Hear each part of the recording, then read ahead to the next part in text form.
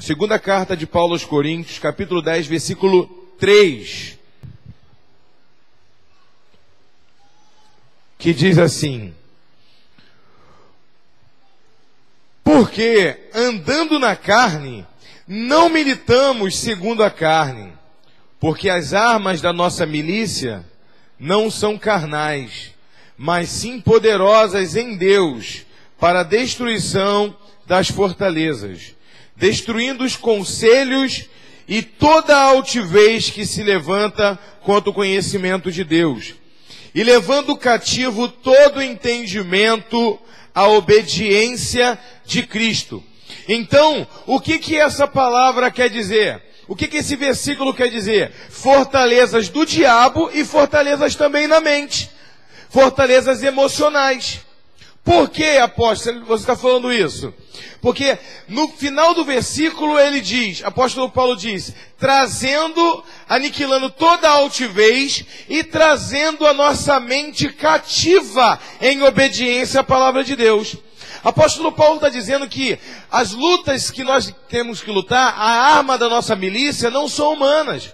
Meu irmão, não adianta querer vencer, militar guerras. A palavra milícia vem de militar. Militar guerras que são espirituais de maneira carnal. Você vai bater de frente com um paredão espiritual e você vai se arrebentar. As guerras espirituais se vencem de maneira espirituais. As fortalezas que você está enfrentando na sua casa, por exemplo, no seu casamento, na sua área financeira, na sua área espiritual, você não consegue romper na vida espiritual. Você começa a orar no quarto e você começa a sentir a presença de Deus e você parece que você vai ouvir a voz de Deus, que algo sobrenatural vai acontecer e de repente é cortada aquela presença e você fala, por que não fluiu? Não é isso? São fortalezas, são paradigmas espirituais e psíquicos. E a Bíblia é maravilhosa, a palavra de Deus é atual e é completa. Ela diz, as guerras espirituais, mas também fortalezas na mente. Para eu começar essa ministração, vocês entenderem, o diabo ele se apropria dos nossos fantasmas mentais. A verdade é essa. O que são isso? O que é isso, apóstolo? Separa o que é demônio e o que é alma. O que são projeções da alma. Quantos aqui, quando era criança, de madrugada, colocava o pé para fora da cama e se encolhia no meio da cama com medo de alguma coisa te puxar o teu pé? Tinha algum demônio ali debaixo da cama? Provavelmente não, ele poderia estar em qualquer lugar, mas não debaixo da cama. E por que você colocava o pé para cá? Era algo na sua mente, é uma crença. Quer ver uma outra coisa? Quem aqui teve a experiência de acordar de madrugada e olhar para a janela e ver um homem parado ou alguma coisa e você ficar assim, meu Deus, de olho fechado, e quando tu toma coragem e levanta, é uma blusa em cima do cabo de vassoura? Agora, quantos de vocês acordaram de madrugada e só de manhã passaram a noite toda com medo e só de manhã viram que era uma roupa no cabo de vassoura? Tinha algum espírito? Não. Mas eu vou te dizer, tinha. Que isso, apóstolo, tinha? O diabo, irmão, ele não simplesmente projeta uma imagem diante de você. Existia um cabo de vassoura. É isso que os humanistas não entendem, os fisicalistas não entendem. Eles dizem, tudo é demônio. Nem tudo é demônio, mas o demônio se apropria de ferramentas. Você está entendendo? O diabo não colocou o cabo de vassoura ali e nem a roupa pendurada no cabo de vassoura. Provavelmente sua mãe limpou o quarto e esqueceu a toalha ali em cima. Tá bom? Ou você mesmo que limpou o quarto e esqueceu ali. A questão toda não é a roupa, é quem está falando no seu ouvido. Olha quem está ali. Ele está querendo já te colocar ao medo. O medo, irmão, é algo bom, porque até o medo Deus permitiu o homem ter. Existe um medo saudável, pastora Ana. O que é um medo saudável? Você não atravessar uma Avenida Brasil movimentada, esse medo pode salvar a sua vida. E vai te fazer andar até a passarela. Nem todo medo é ruim. O ruim é quando o medo te governa. Aí o inimigo pega esse medo que não é saudável, um medo que não serve. Ou seja, o medo que protege a sua vida é saudável. a pessoa que se sente totalmente confortável dentro de um avião? Ninguém, irmão. Por mais que a pessoa viaje 300 mil vezes, em algum momento ele vai perceber, estou num avião. Você nunca vai se sentir completamente confortável. Embora tem pessoas que vão se sentir muito mais confortáveis do que outras. Concorda? Tem outras que não vão querer nem entrar num avião. Então cada um tem uma limitação. E nós temos que aprender a lidar com os nossos medos, antes que o diabo aprenda a lidar com os nossos medos e use os nossos medos contra nós. O medo de atravessar uma Avenida Brasil movimentada é responsabilidade com a própria vida. Te faz andar 500 metros ou 1 quilômetro para pegar uma passarela. A coragem exacerbada de te fazer atravessar uma Avenida Brasil pode te levar a um atropelamento. Isso é imprudência. Então Deus, ele traz tudo de maneira equilibrada. Então o Espírito Santo, quando o teu medo é demais, o Espírito Santo, ele sopra no seu ouvido dizendo, você pode vencer isso. Levanta e vê o que é e depois dorme em paz. Levanta e vê que é, vai lá e confere. Então você levanta e confere e vê que é uma blusa pendurada num cabide ou numa vassoura e depois volta a dormir uma noite de sono tranquilo. Mas se você passa a ouvir o diabo e o diabo diz, não levanta que ele vai te pegar. E aí você não levanta e passa a noite toda mal e no outro dia tu acorda cansado. O que eu estou querendo dizer com isso? Assim é a nossa fé. Assim é a nossa vida com Deus. Como uma criança que prefere ouvir a voz do inimigo e dos nossos traumas e não querer ouvir a voz de Deus e sair dessa lacuna e cumprir o propósito que Deus tem para você. O que levou aos homens passarem 40 anos no deserto? 12 homens que olharam os gigantes em Jericó. E eu vou falar da fortaleza de Jericó. Olharam aquela fortaleza, olharam os gigantes e voltaram intimidados. Enquanto 2 homens voltaram com os frutos em cima nas costas. Caleb e Josué voltaram com um pedaço de madeira carregando um cacho de uva. Imagina que os 10 deram relatório negativo. Tem gigante, nós somos como gafanhotos diante deles. Algum momento eles foram ameaçados e chamados de gafanhoto? Eles se viam como gafanhoto. Josué e Caleb disse, tem gigante sim. Tem muralha sim, mas esses gigantes serão pão para os nossos dentes. Olha como cada um vê as suas dificuldades e as fortalezas. A fortaleza é da maneira que você a vê. Se você ouve a voz de Deus, irmãos, entenda o seguinte, para você vencer uma fortaleza, você não vence sozinho. Tem que ser na palavra. Um problema no casamento, você não vence sozinho. Pode fazer terapia de casamento em qualquer lugar. Se você não buscar o Senhor, não vai resolver o problema do teu casamento. Entenda isso. Por isso Deus olhou para Josué e disse, Josué, esforça-te, seja forte e corajoso. Irmão, se Deus falou para ele ser forte e corajoso, é porque em algum momento ele teve medo. Senão Deus não falaria. Deus sonda o coração do homem. Se Deus disse, seja forte, me desculpa, é porque ele sentiu medo. Senão Deus não precisaria de falar. Deus já está vendo que ele é forte e corajoso. Então Deus, ele tenta, a palavra de Deus nos impulsiona, ele diz, seja forte, corajoso, permaneça no alvo, continue orando, não desanime, continue buscando. O que são as armas da nossa milícia? Oração, jejum, palavra, para destruir toda a fortaleza. E depois que eu jejuar, depois que eu orar para destruir as orações e o jejum, destrói a fortaleza do inimigo. A palavra destrói as fortalezas da minha mente. Viu a diferença? O jejum e a palavra são ferramentas para desbaratar as obras do diabo. A palavra de Deus é uma ferramenta para desbaratar as fortalezas da minha mente. Porque a palavra traz cativa a nossa mente a vontade eterna de Deus. Quando o homem tem seus medos e é assombrado pelos seus medos, ele tem que submeter a palavra de Deus para ele continuar caminhando.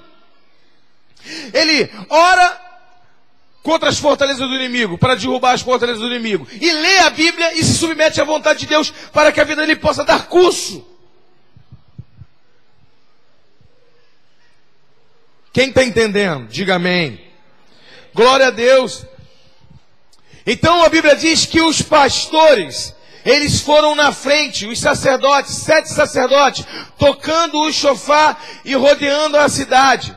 Tocando o chofar e rodeando a cidade durante 6 dias, e no 7º dia eles deram 7 voltas. O que é tocar o chofar? Eu já preguei sobre isso no Autorizado a Multiplicar. A palavra chofar em hebraico significa lechapé. Lechapé em hebraico significa melhorar. Quando o pastor, ele toca, o sacerdote toca o chofar, ele chama o povo para melhorar. Porque sem mudança não há conquista. A palavra chofar, o chofar, ele é oco por dentro, é um chifre de carneiro que ele é oco por dentro, mas ele é cheio de carne. Ou seja, ele é oco depois de limpo. Tem que tirar toda a carne para poder ele ficar oco. Ou seja, o chofar representa os pastores, que não pode ter carne por dentro para não atrapalhar a voz de Deus passar por ele.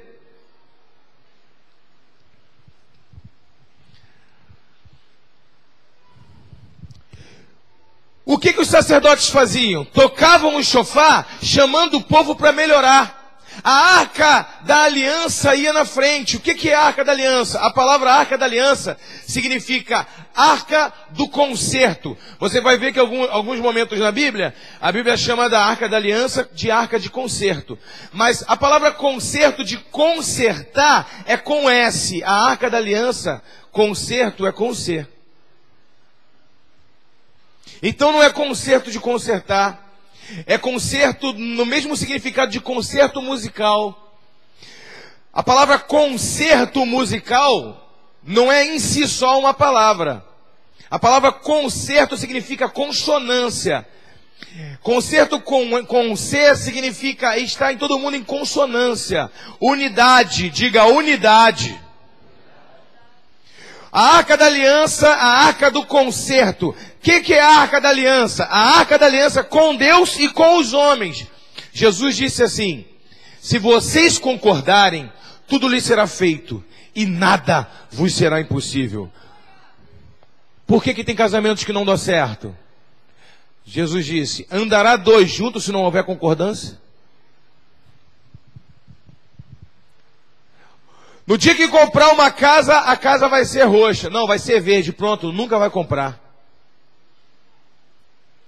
Eu quero um carro com ar-condicionado e malão. Eu quero um carro hatch. Pronto, vão andar a pé. Porque se vocês concordarem, as barreiras vão cair. E Deus, Ele dá o princípio e Ele vela pelo seu princípio. Quem está entendendo? Então, ele vai cumprir, porque ele é fiel para cumprir. Mas ele dá os princípios. Os pastores vão na frente carregando a arca. Por que os pastores têm que carregar a arca do concerto? É o pastor que coloca a igreja a pensar no mesmo nível. Enquanto a igreja não começa a pensar no mesmo nível, irmão, não há conquista na igreja, na cidade, no bairro. Para essa igreja aqui alcançar 10 mil pessoas, cada um de vocês tem que ganhar no mínimo seus familiares. Tem que ser uma linguagem, um propósito. Os sacerdotes foram na frente orando em silêncio. O que significa silêncio? Oração. Ninguém consegue ficar absolutamente em silêncio. Ou seja, sem pensar em nada. Tenta ficar sem pensar em nada agora, em um momento. Agora se esforça para não pensar em nada. Você está pensando em alguma coisa para tentar não pensar em nada. Então quando você está em silêncio, a imagem, a tua tela na tua mente está funcionando. Ou seja, está todo mundo rodeando uma cidade. Os pastores estão orando. O povo está indo atrás dos pastores em silêncio. O que eles estão pensando? Na conquista. As orações dos pastores amolecem. As orações amolecem o alicerce do diabo. A arca traz conserto e unidade no povo. Para quê? Para que quando o pastor tocar o chofar, chame o povo para melhorar. Oração, mudança de comportamento e unidade derruba a barreira só com grito. Esse é um momento excelente para você dar uma salva de palmas para o Senhor Jesus. O problema é que tem gente que quer vencer a luta no grito mesmo, dando quase na cara do marido, dando quase na cara da esposa. Eu tenho razão, eu tenho razão. Tem razão, irmão. É melhor ser feliz do que ter razão. Vai orar para ver se você não vai ser muito mais feliz. Tem gente que abre mão do casamento por causa da danada da razão. Perdoe, irmão, que é danada mesmo. Tem hora que é. São fortalezas. Sabe por que são fortalezas? Que foram aprendidas. Fantasmas familiares, demônios familiares, para não dizer assim, né? Perturbações familiares. Um dia, tu viu teu pai falando alto com a tua mãe, ou tua mãe falando alto com o teu pai. Agora no teu casamento, tua mãe, tua esposa falou alto. Tá falando alto por quê? É uma quizumba. Eu não vou aceitar isso, irmãos. Não aceite isso com um bom diálogo. Não aceite isso com muita oração e bom diálogo. Agora, se você quer vencer lutas espirituais com gritaria, você já perdeu. As armas de nossas milícias não são os carnais. Embora vivamos como homens, não lutamos segundo os padrões humanos. As armas com as quais lutamos não são humanas. Ao contrário, são poderosas em Deus para destruir fortalezas. Oração, jejum, melhorar. Sabe como que eu tenho minha maior conquista? Quando eu começo a melhorar o meu comportamento. O problema da igreja é querer mudar o marido para poder melhorar o casamento. Muda você! São pessoas tomadas de senso, de senso próprio, de meritocracia. Pessoas que acham que o marido tem que mudar, que a esposa tem que mudar, mas a pessoa não tem um senso crítico de quanto precisa mudar. É um oceano de mudança que precisa ser feito na mente da pessoa, no coração, no comportamento. Mas se alguém mostra a mudança para ele, pastor, está vendo coisa que eu não consigo ver. Que perseguição é essa? Por isso que é só a palavra, para trazer cativa e obediência à palavra do Senhor. Porque, meu irmão, tem coisa que a palavra fala contigo que te confronta, que se eu falar, você vai achar que eu estou te perseguindo.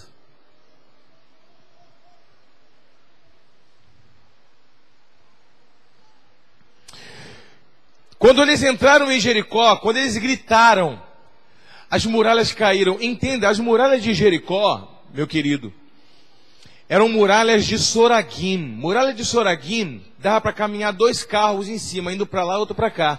Eram muralhas fortificadas, intransponíveis.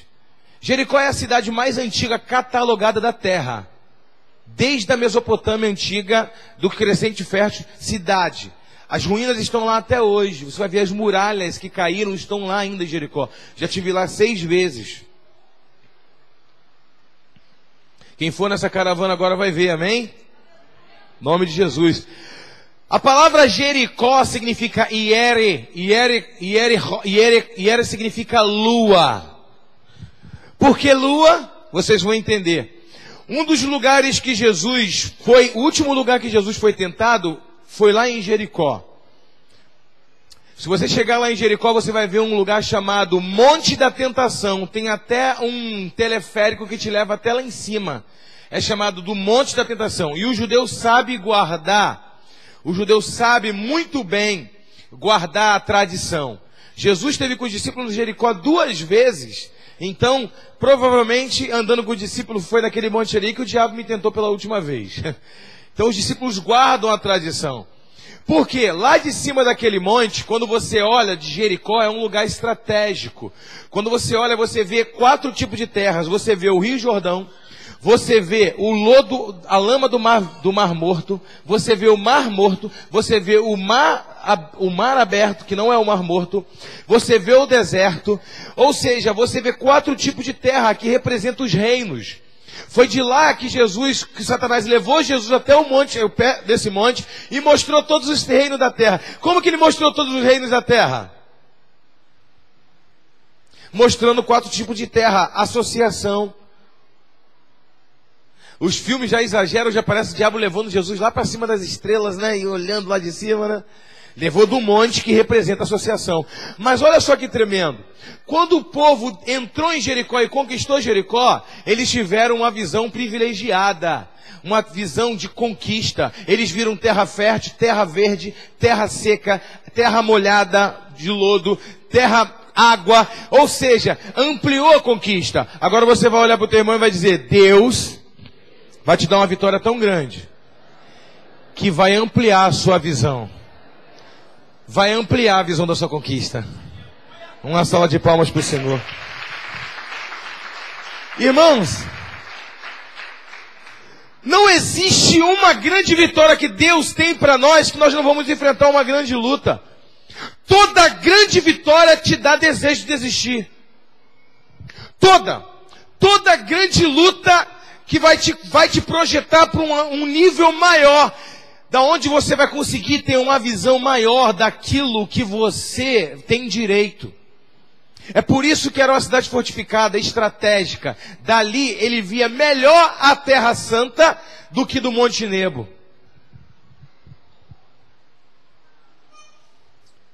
Então Deus ele te chama para melhorar. Deus te chama para conquistas maiores.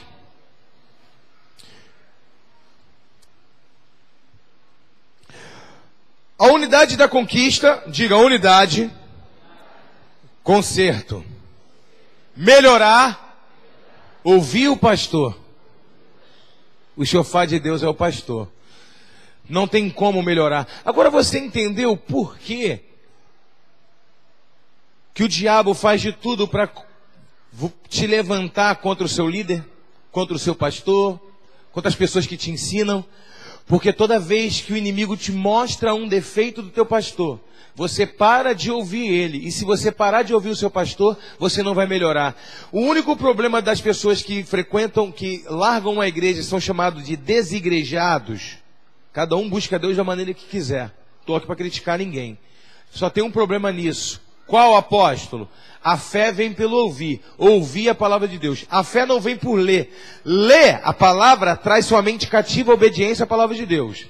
Experiências espirituais fortalecem você num propósito. Mas a fé vem pelo ouvir. Ou seja, você precisa de uma outra pessoa para pregar para você ter fé. Senão tu pode ter Cristo em casa, mas ter Cristo, mas não ter fé. Isso é antibíblico. Sem unidade não tem conquista. Sem clamor não tem conquista. Sem um pastor não tem como você melhorar para te ensinar. Porque Isaías disse, vocês, Israel, querem ser pastores de si mesmos. Pessoas que querem ser pastores de si mesmos. Se a pessoa tiver capacidade de olhar no espelho e dizer, tá de disciplina. Eu mesmo te disciplino, porque tu fez isso de errado. As pessoas sempre procuram um caminho de facilidade. Refúgios de alma. As piores fortalezas são as fortalezas, pastora Ana.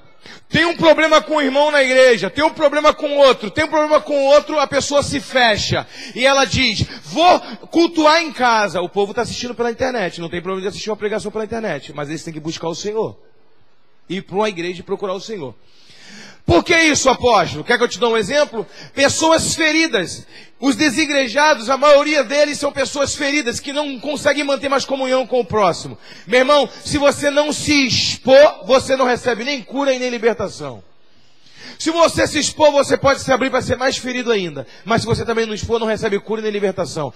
Todas as bênçãos que Deus derrama na nossa vida, Ele derrama através de outras pessoas. Uma porta de emprego que Ele vai abrir para você, Ele pode abrir através de outra pessoa. Tu pode orar a Ele, mas Ele vai abrir através de outra pessoa. Um conselho para mudar o teu marido pode vir de uma outra pessoa que não é você. Um líder. Tudo vem de outra pessoa. Isso é a unidade da igreja. Como dizia Russell Shedd, falecido teólogo, maior teólogo do Brasil, Russell Shedd. Solidariedade da raça, personalidade coletiva, a igreja trabalhando junto, intervenção humana. Nós dependemos de um do outro. Quem está entendendo? Se eu não tenho você como meu irmão, eu não sei se eu amo o próximo, porque eu não tenho o próximo para amar. Como é que eu sei se eu estou cumprindo o princípio? Então eu preciso até do meu irmão para ver se eu estou cumprindo o princípio ou não. Se eu não tiver um irmão próximo para me irritar, eu nunca vou saber se eu tenho temperança e domínio próprio. Então eu preciso até do meu irmão, que é diferente de mim, para provar se eu sou, para mim mesmo, se eu sou crente ou não. E aí se criaram os monastérios, aonde as pessoas se enclausuravam numa montanha para ter contato com o mínimo de gente possível para ver se eles pecavam menos. E as piores aberrações da humanidade aconteceram em monastérios.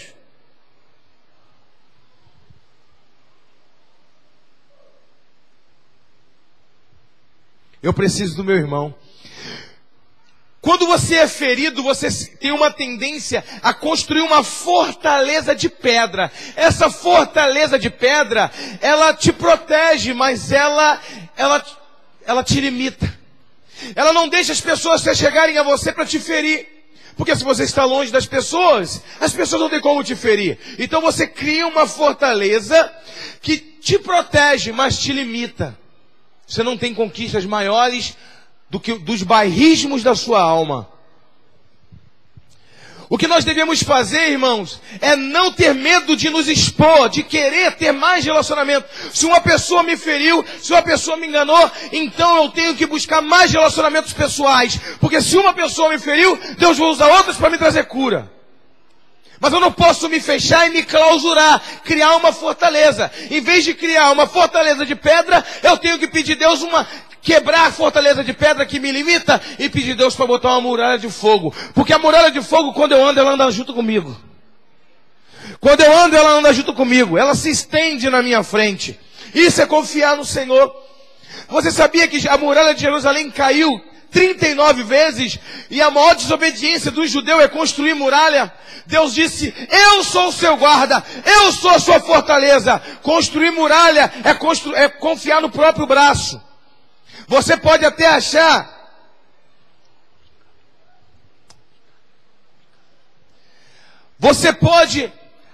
achar retrógrado. Não, apóstolo, o homem tem que se defender, tem que usar ferramentas humanas. Isso não se enquadra em Israel.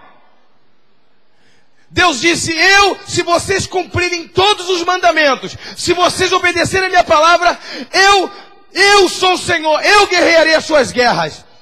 Primeiro que é Deus que desanima o coração do homem de guerrear contra nós. Lembra de Esaú que queria matar Jacó?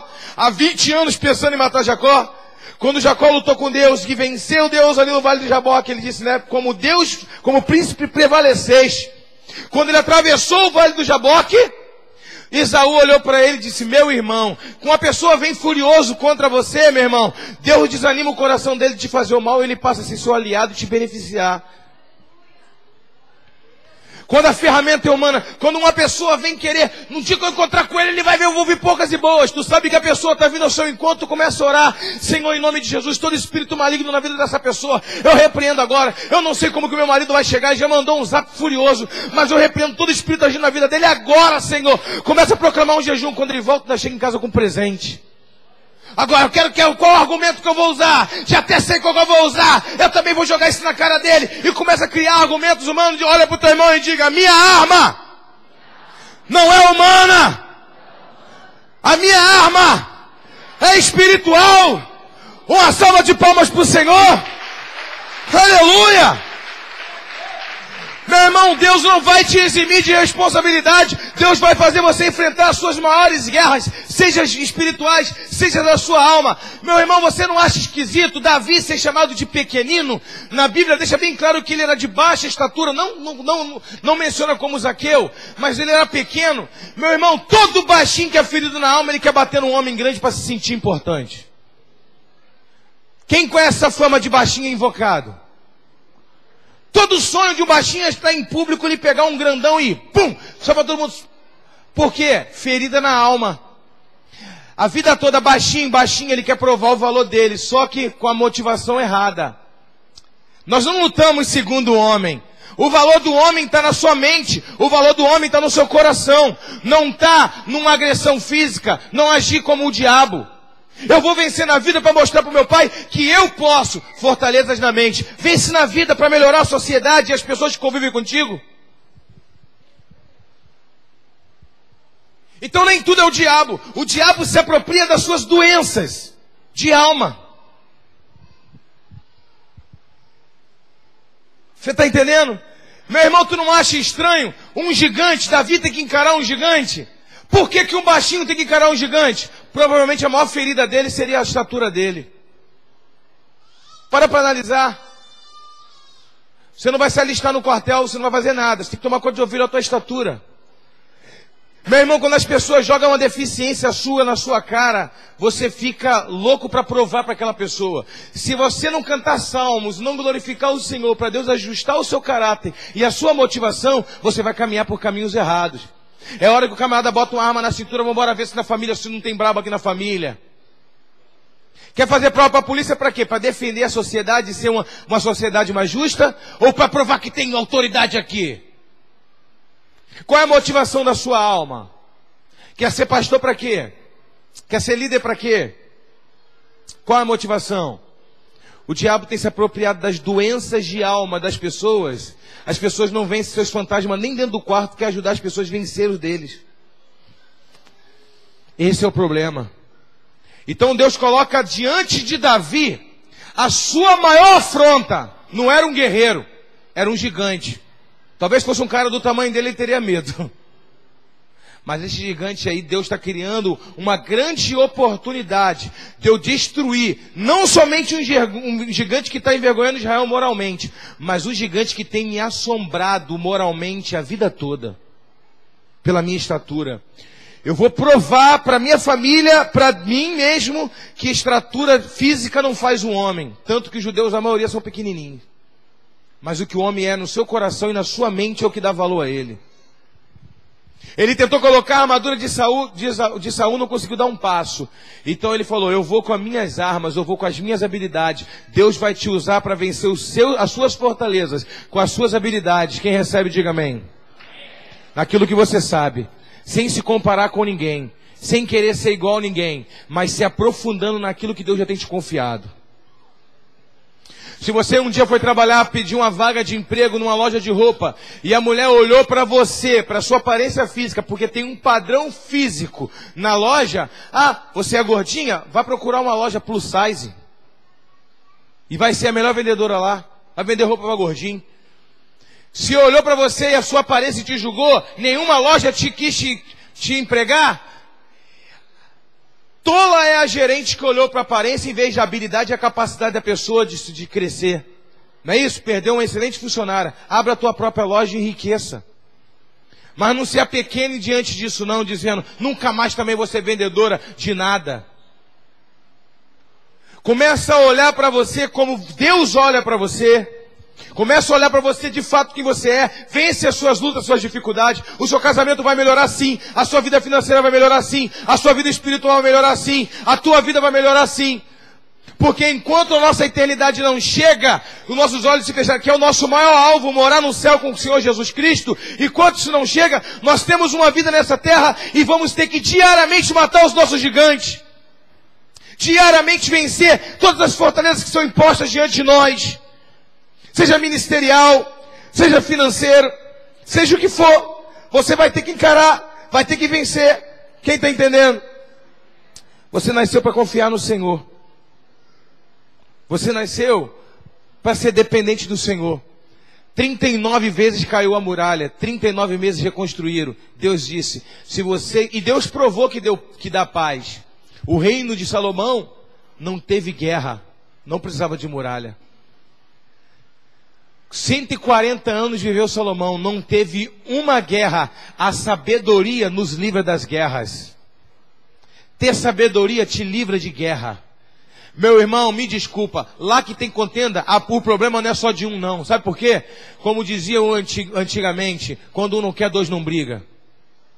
Então me desculpa, o problema no casamento não é 100% uma pessoa não. Pelo menos 30% tem problema no outro.